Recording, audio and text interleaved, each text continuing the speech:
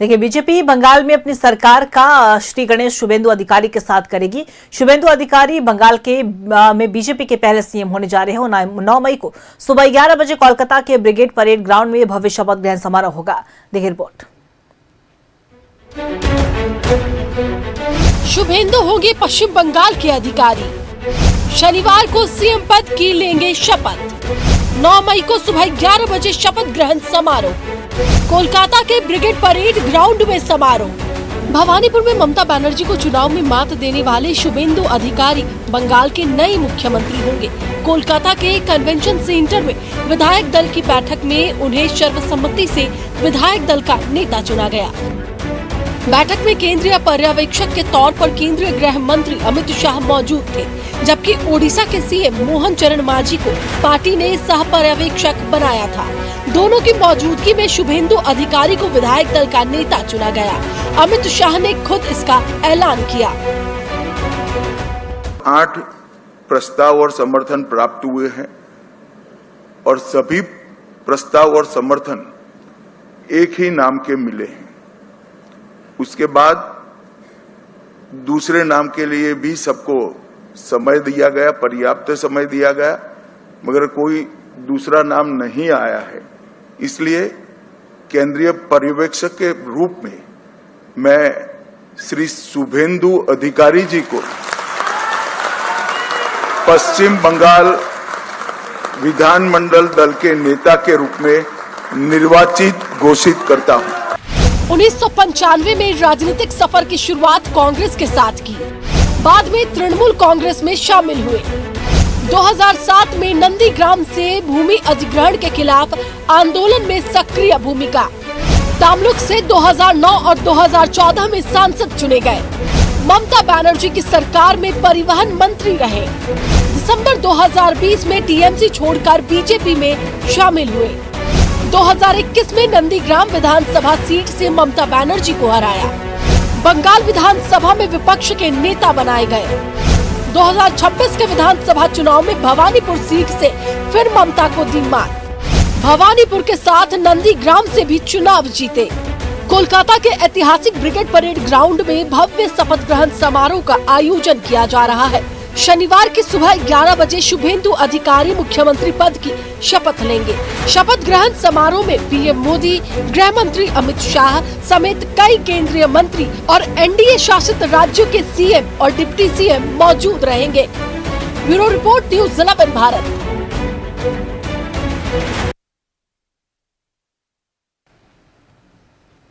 बंगाल के सीएम के तौर पर शुभेंदु अधिकारी शनिवार को शपथ लेने जा रहे हैं। कोलकाता के ब्रिगेड परेड ग्राउंड में भव्य शपथ ग्रहण समारोह होगा और इसके पहले विधायक दल का नेता चुने जाने के बाद शुभेंदु ने संदेश खाली और आरजी कर मामलों में आयोग के गठन की घोषणा की है। तो वहीं केंद्रीय गृह मंत्री अमित शाह ने बीजेपी को मिले जन समर्थन के लिए जनता का आभार जताया और कहा है कि बंगाल की जनता का विश्वास टूटने नहीं देंगे। देखिए रिपोर्ट।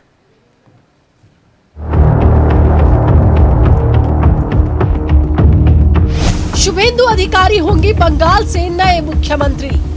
विधायक दल का नेता चुने गए शुभेंदु अधिकारी। अमित शाह ने कहा, बंगाल की जनता का विश्वास नहीं टूटने देंगे।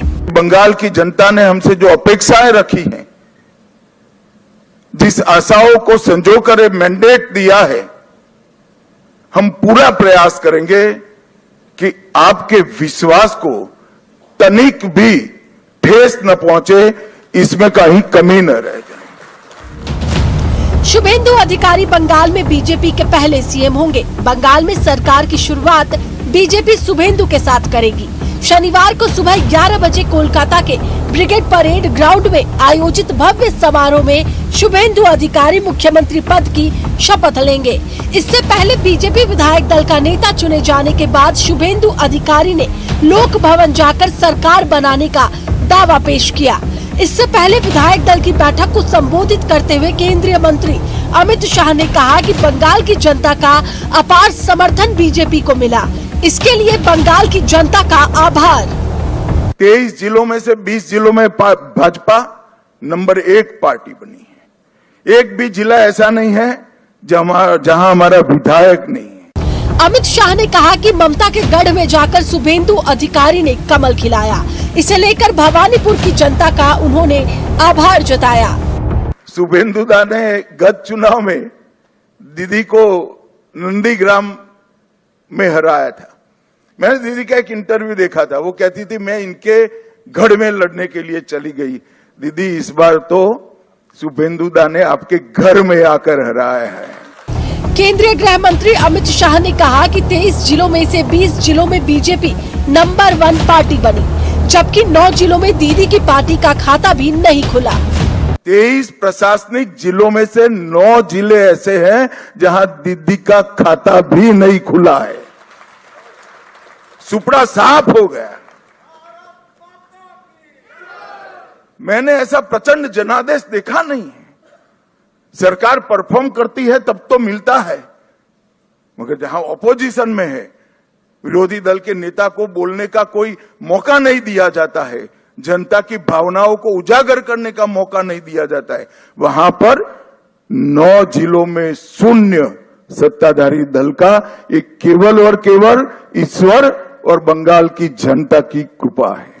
विधायक दल का नेता चुने जाने के बाद शुभेंदु अधिकारी ने संदेश खाली से आरजी कर मामलों में आयोग के गठन की घोषणा की। शुभेंदु ने कहा, हमारे नेता नरेंद्र मोदी जी ने जो गारंटी दी है उसे पूरा करने का काम भाजपा की सरकार करेगी। उन्होंने कहा कि संदेश खाली से लेकर आरजी कर में महिलाओं पर जो अत्याचार हुआ उसे लेकर कमीशन का गठन किया जाएगा। जो लोग इसके दोषी हैं उन्हें दंड देने का काम किया जाएगा। Bureau report, news 11 Bharat.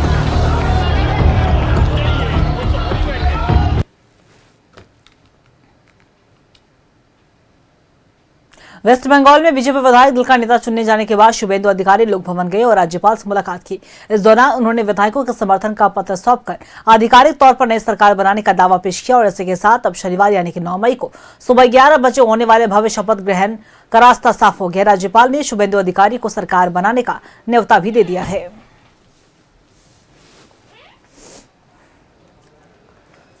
Bharatiya Janata party ने नई सरकार बनाने का दावा पेश कर दिया है। 207 विधायकों के समर्थन पत्र लेकर शुभेंदु अधिकारी बीजेपी के एक प्रतिनिधिमंडल के साथ लोक भवन पहुंचे थे। राज्यपाल से उन्होंने मुलाकात की और नई सरकार बनाने का दावा पेश कर दिया। कल ब्रिगेड मैदान में ऐतिहासिक भव्य शपथ ग्रहण समारोह होने वाला है और शुभेंदु अधिकारी कल मुख्यमंत्री पद एवं गोपनीयता की शपथ लेने वाले हैं। आपको बता दें कि शुभेंदु अधिकारी के साथ अग्निमित्रा पॉल इस डेलीगेशन में मौजूद थी और मौजूद थे शांतनु ठाकुर, साथ ही बीजेपी के कई नेता मौजूद थे। तो देखिए, ये वो क्षण, ऐतिहासिक क्षण, जब पहली बार कोई भारतीय जनता पार्टी का विधायक इस लोक भवन में पहुंचा और नई सरकार बनाने का दावा पेश किया है। शुभेंदु अधिकारी पश्चिम बंगाल के नए मुख्यमंत्री होने वाले हैं। कल सुबह 10 बजे पद एवं गोपनीयता की शपथ राज्यपाल उन्हें दिलाने वाले हैं। तो देखिए, ऐतिहासिक क्षण भारतीय जनता पार्टी के लिए।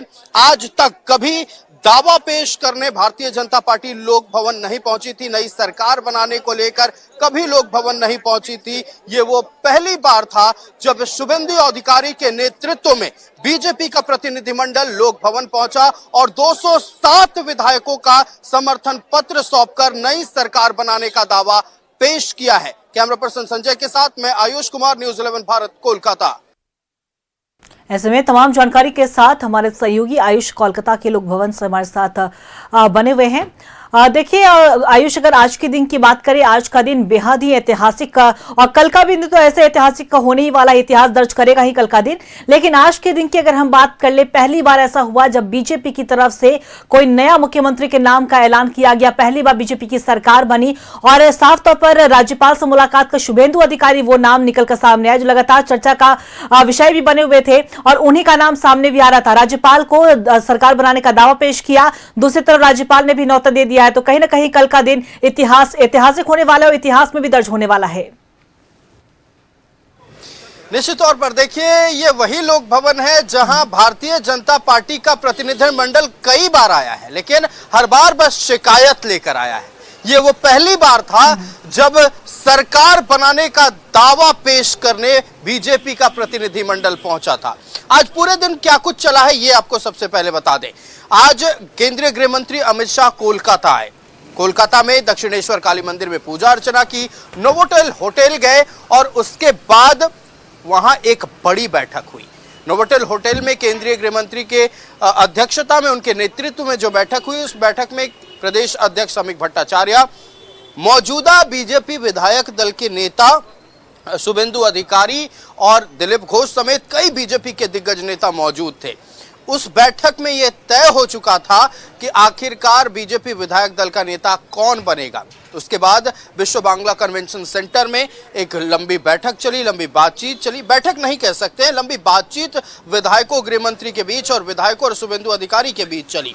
उस बैठक में जो कि प्रदेश अध्यक्ष समीक भट्टाचार्य हैं, उन्होंने शुभेंदु अधिकारी के नाम का प्रस्ताव पेश किया। चूंकि दूसरा कोई प्रस्ताव नहीं आया था, इसीलिए सर्वसम्मति से शुभेंदु अधिकारी बीजेपी विधायक दल के नेता चुन लिए गए और अब वो कल शपथ लेने वाले हैं। विश्व बांग्ला कन्वेंशन सेंटर से सीधे निकलकर लोक भवन पहुंचे। 207 बीजेपी विधायकों का समर्थन पत्र उन्होंने राज्यपाल को सौंपा और कल से, यानी कल सुबह 10 बजे के बाद से शुभेंदु अधिकारी पश्चिम बंगाल के नए मुख्यमंत्री कहलाएंगे। हमारे साथ हमारे प्रधान संपादक जुड़े हुए अनूप सोनू जी। अनूप जी, देखिए, ये पहली बार हुआ है कि भारतीय जनता पार्टी का प्रतिनिधि मंडल इस लोक भवन में आया है, लेकिन शिकायत लेकर नहीं बल्कि दावा पेश करने। हम शुरू से बात करेंगे, अब पूरे चुनाव को, जब से आचार संहिता लगा और आज का दिन, पूरे चुनाव को आप कैसे समझते हैं और जनता को इसके बारे में क्या समझाएंगे? एक लाइन में अगर बोला जाए, वन लाइनर इज कि ये हिस्टोरिकल इलेक्शन था, हर मायने में हिस्टोरिकल इलेक्शन था, चाहे वो हिंसा को लेके हो, अशांति को लेके हो, या परसेंटेज ऑफ वोटर्स को लेके हो, वोटर्स के उत्साह को लेके हो, या प्रत्याशियों के उत्साह को लेके हो, या फिर अब हर दल के जो केंद्रीय नेतृत्व के स्टार प्रचारक थे, केंद्रीय नेतृत्व के नेता थे, उनके भी जोश में परिवर्तन देखने को मिल रहा था।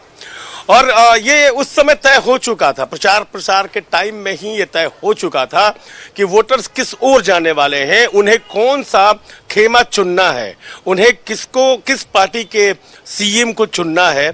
वजह यही थी कि काउंटिंग के बाद से बंगाल के कुछ चंद इलाकों में जो हिंसा हुई है, हत्याएं हुई हैं, इवन कि जो आज विधायक दल के नेता चुने गए, बीजेपी विधायक दल के नेता चुने गए, और कल बीजेपी की ओर से बंगाल के पहले मुख्यमंत्री के तौर पर शुभेंदु अधिकारी जी, उनके पीए की तक की हत्या कर दी गई। बहुत कुछ ये मैं अपने पत्रकारिता के अनुभव से कह सकता हूं कि इसके पीछे ये जो राजनीतिक हत्या है, इसके पीछे सत्ता की लोलुपता हो या ना हो, लेकिन जैसे खींच में उठाया गया कदम इसे कह सकते हैं। लोग ये भी कह रहे हैं कि आपस में दबी जुबान में बात कर रहे हैं कि किसकी करतूत हो सकती है, किसने किया होगा। हमें उधर जाना ही नहीं है, क्योंकि ये सब सारे काम जो है वो उच्च स्तर की जांच एजेंसियों का काम है। लेकिन ये जरूर है, जिसने भी किया डिस्टर्ब करने के लिए किया। जैसे छोटे बच्चे लड़ते हैं आपस में, अगर उसका एक का खिलौना टूट गया, दूसरा अपने खिलौने से हंस हंस के खेल रहा है, तो दूसरा चाहता है कि उसका भी टूट जाए। ये है, लेकिन वो चाहने वाला कौन है, ये तो दावे के साथ कहा ही नहीं जा सकता कि वो चाहने वाला कौन है। आकलन किया जा सकता है, लेकिन जिसने भी किया हो, वो असामाजिक तत्व हो सकता है, अपराधी हो सकता है, टेररिस्ट हो सकता है, आपराधिक छवि का या आपराधिक मानसिकता वाला कोई वोटर भी हो सकता है, कोई भी हो सकता है।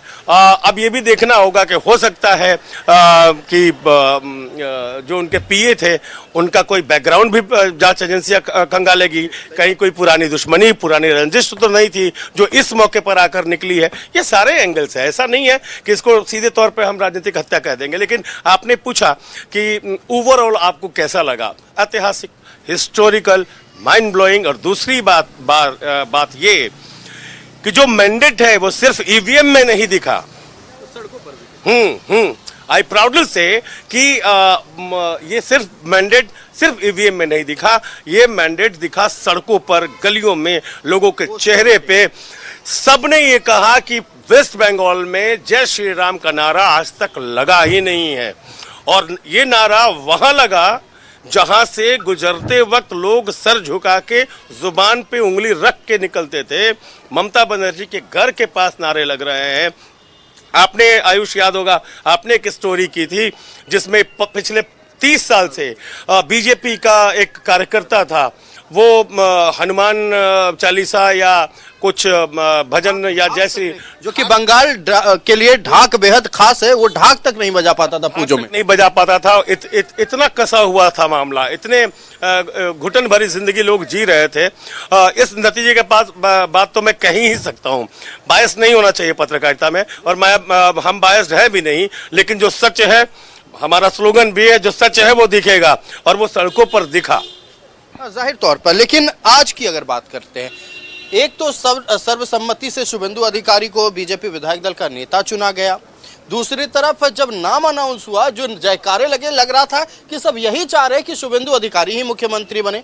और आज केंद्रीय गृह मंत्री अमित शाह ने साफ तौर पर धन्यवाद किया भवानीपुर की जनता का, और कहा कि ये जीत उन तमाम 321 कार्यकर्ताओं के बलिदान को समर्पित है। कैसे इसको देख रहे, पिछले पोस्ट पोल वायलेंस और अभी जिस तरह से शिकंजा कसा हुआ है पूरी तरह से सुरक्षा बलों ने? देखिए आयुष, आपने एक साथ दो प्रश्न कर दिया है, सुरक्षा बलों में से जुड़ा हुआ भी प्रश्न कर दिया है, और शुभेंदु अधिकारी के नाम को लेकर जब अनाउंसमेंट के बाद की जो प्रतिक्रिया है उस पर भी सवाल आपने किया। मैं पहले शुभेंदु अधिकारी पर आ जाऊं।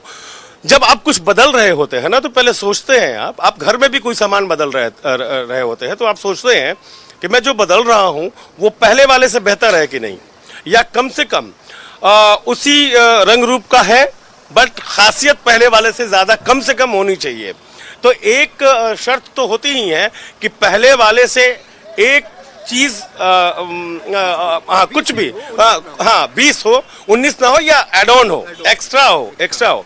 शुभेंदु अधिकारी को लेके ये पहला इलेक्शन है कि शुभेंदु अधिकारी वो नाम है जो शुरू से लेकर अंत तक टेलीविजन स्क्रीन पर, या हमारे हो या फिर दूसरे हाउसेस की स्क्रीन हो, शुभेंदु अधिकारी ही छाए रहे।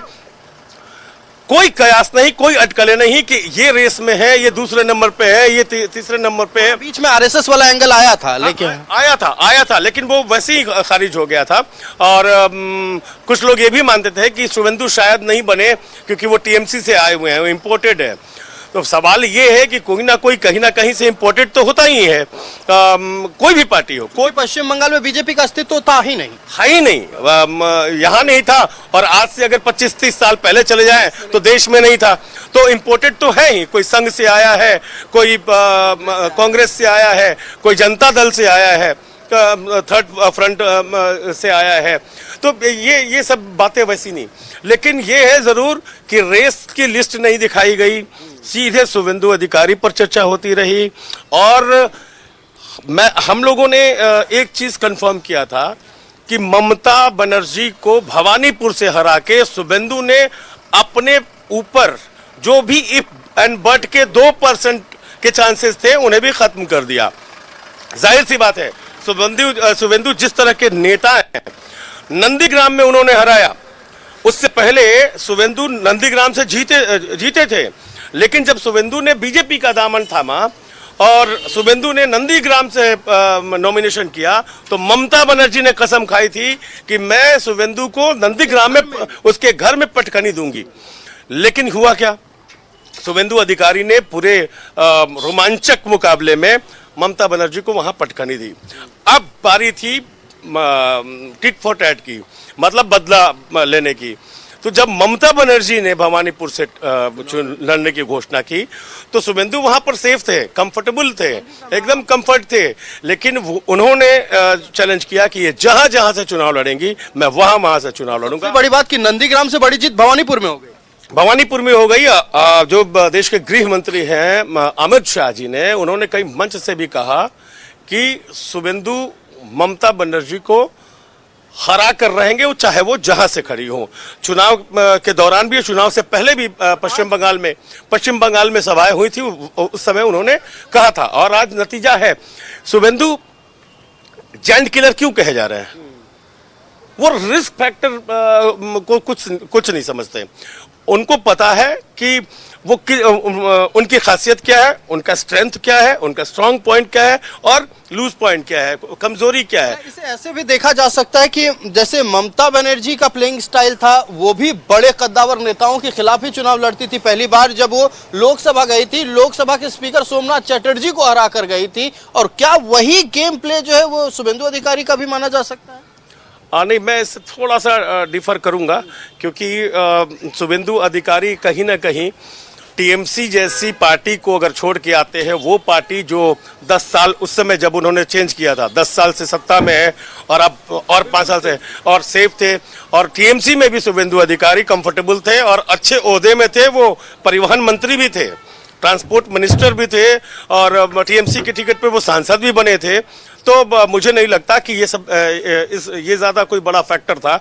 बट टीएमसी के अंदर जो एक नाम और आ रहा है कि जिसके आतंक से, लोग कहते हैं जिसके आतंक से ये सारा कुछ सिनेरियो चेंज हो गया, अभिषेक बनर्जी। एग्जैक्टली ममता बनर्जी भी, अगर ये कहे कि अभिषेक बनर्जी ने ममता बनर्जी को कहीं ना कहीं से हाईजैक कर लिया, और उनके दल के जो बड़े और दिग्गज नेता थे, जो काम के नेता थे, जो हर तरह से काम में भी विश्वास रखते थे और पार्टी को मजबूती देने में भी विश्वास रखते थे, वो सारे के सारे छोड़ के चले गए। क्यों चले गए भाई? जैसे ही अभिषेक बनर्जी की एंट्री होती है और पुराने नेताओं ने साइड कर लिया। हालांकि शुभेंदु कांग्रेस में भी रहे हैं, कांग्रेस से वो टीएमसी में आए थे। वैसे तो ममता बनर्जी में भी कांग्रेस में थी और टीएमसी में आई थी, लेकिन ये जो प्रक्रिया है, और चाहे वो नॉट ओनली शुभेंदु अधिकारी, इनके जैसे कई हैं जो टीएमसी छोड़ के आए। चाहे जो 2 विधायक हैं, एक विधायक है अर्जुन सिंह जी, उन्होंने छोड़ कांग्रेस में भी रहे। हाँ, वो भी कांग्रेस में रहे हैं। राकेश सिंह जो नहीं जीत पाए, किसी कारण से नहीं जीत पाए। देखिए बिल्कुल आयुष, अब शुभेंदु अधिकारी का तो नाम लगातार जो कंफर्मेशन आया, कंफर्म हो गया। शुभेंदु अधिकारी 5 सालों तक अब बंगाल की जनता की सेवा करते रहेंगे और जाहिर सी बात उन्होंने भरोसा भी दिलाया है और तमाम बड़े नेताओं ने भी भरोसा दिलाया है कि आने वाले समय में हम बंगाल की जनता ने हम पे जो उम्मीद जताई है उस पर खरा उतरने का काम करें, उनका विश्वास नहीं तोड़ेंगे। चलिए, कल का दिन बेहद ही खास होने वाला है। कल शुभेंदु अधिकारी बंगाल के सीएम के तौर पर शपथ लेंगे और ऐसे में उसमें लगातार तैयारियां भी तेज है। प्रधानमंत्री नरेंद्र मोदी का आगमन होगा, बड़े बड़े नेता भी पहुंचेंगे, उस पर भी नजर बना के रखिएगा। फिलहाल आप दोनों का हमारे साथ जुड़ने के तमाम जानकारी साझा करने के लिए बहुत बहुत शुक्रिया।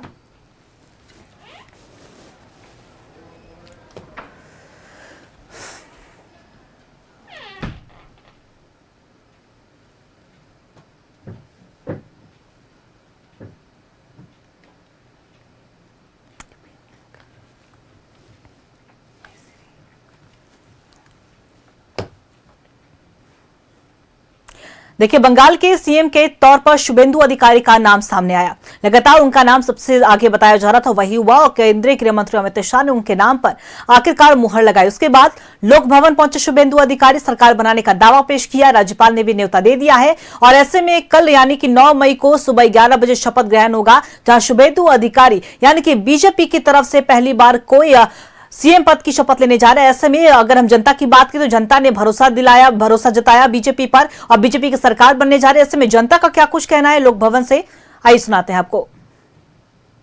कि पहली बार भारतीय जनता पार्टी का कोई नेता लोक भवन पहुंचा और सरकार बनाने का दावा पेश किया है। शुभेंदु अधिकारी के नेतृत्व में बीजेपी का एक प्रतिनिधिमंडल लोक भवन पहुंचा था और राज्यपाल को 207 विधायकों का समर्थन पत्र सौंपा है। तो पहली बार कल का दिन वो होगा जब भारतीय जनता पार्टी की सरकार बनने जा रही है और कोई बीजेपी का विधायक मुख्यमंत्री पद की शपथ लेगा। हमारे साथ बीजेपी के कुछ कार्यकर्ता मौजूद हैं, हम उनसे बात करेंगे। कितना ऐतिहासिक पल है आज आप लोगों के लिए, ये दिन कितना बड़ा है? ये दिन हमें हमेशा याद रहेगा। जब कोलकाता में टीएमसी हटा और बीजेपी जब आया, यही हमें चाहिए था। जो चीज हमें नहीं मिल रहा था वो हमें अचीव हो गया, और क्या चाहिए। सनातन धर्म हमेशा उठा था, हमेशा उठा ही रहेगा। बोलो जय श्री राम, जय श्री राम। देखिए, कई बार भारतीय जनता पार्टी का प्रतिनिधिमंडल इस लोक भवन के भीतर प्रवेश किया, लेकिन कभी सरकार बनाने का दावा पेश करने नहीं प्रवेश किया था। इसे आप कैसे देख रहे हैं? इसे हम इस वजह से देख रहे हैं कि जो हमें अंदर जितना बार भी मतलब गए अंदर में नहीं मिला, कोई बात नहीं। शिकायत लेके जितना बार भी गए नहीं हुआ, लेकिन इस बार तो हुआ। इस बार जो चाहिए था बीजेपी सरकार, कोलकाता में वेस्ट बंगाल में टीएमसी हट गया। बीजेपी आ गया, बहुत खुश है हम। तो आपको क्या लग रहा है, बीजेपी सरकार बनने जा रही है, कल शुभेंदु अधिकारी मुख्यमंत्री बनने जा रहे हैं, क्या नया होगा पश्चिम बंगाल में? नया बहुत चीज होगा। कि जैसा यूपी में सब कुछ नया हुआ है वैसे ही अब इस कोलकाता में नया होगा। और आपने भी नोटिस किया होगा कि बीजेपी के आते ही जो ममता बनर्जी ने मंदिर बंद कराया था उसका आते ही 6 तारीख को वो ओपन करा दिया गया था। उसके भक्त राम के जो भक्त थे वो पूजा भी कर रहे हैं। और ये नहीं कि ये यहाँ पे ही बदलाव हो रहा है, यूपी में इतना बदलाव हुआ है ना कि अगर आप जाके देखोगे तो आप ये बोलोगे कि ये दो भाई हर जगह खड़ा होना चाहिए। योगी मोदी ये दोनों ने देश का तबाही मचा रखा है। गुंडा अमित शाह ने भी आके जो किया है ना, वो मतलब क्या ही बोलने एकदम तबाही मचा के रख दिया उन्होंने। शुभेंदु अधिकारी को कैसे नेता के तौर पर आपके मुख्यमंत्री बनने वाले हैं वो कैसे देखते हैं? वो ज्यादातर युवा के लिए सोचते हैं, युवा के लिए। जैसे बोले कि मैंने डीए दूंगा, जितना ड्यू है सब देंगे। ये युवा साथी जो है जितने आधा कर्मी है संविदा पे जो बहाल है सभी का लाइफ बर्बाद है, सबको परमानेंट करेंगे। सबसे बड़ा यहाँ का तो करप्शन फ्री स्टेट बनेगा, भ्रष्टाचार मुक्त पश्चिम बंगाल बनेगा, ये दावा तमाम भारतीय जनता पार्टी के नेता और कार्यकर्ता कर रहे हैं। कल शुभेंदु अधिकारी मुख्यमंत्री पद की शपथ लेंगे और जोश कार्यकर्ताओं का अब से ही बढ़ा हुआ है। कैमरा पर्सन संजय के साथ मैं आयुष कुमार, न्यूज़ 11 भारत, कोलकाता।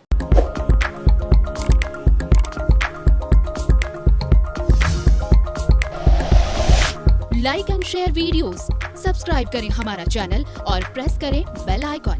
न्यूज़ 11 भारत, सच है तो दिखेगा।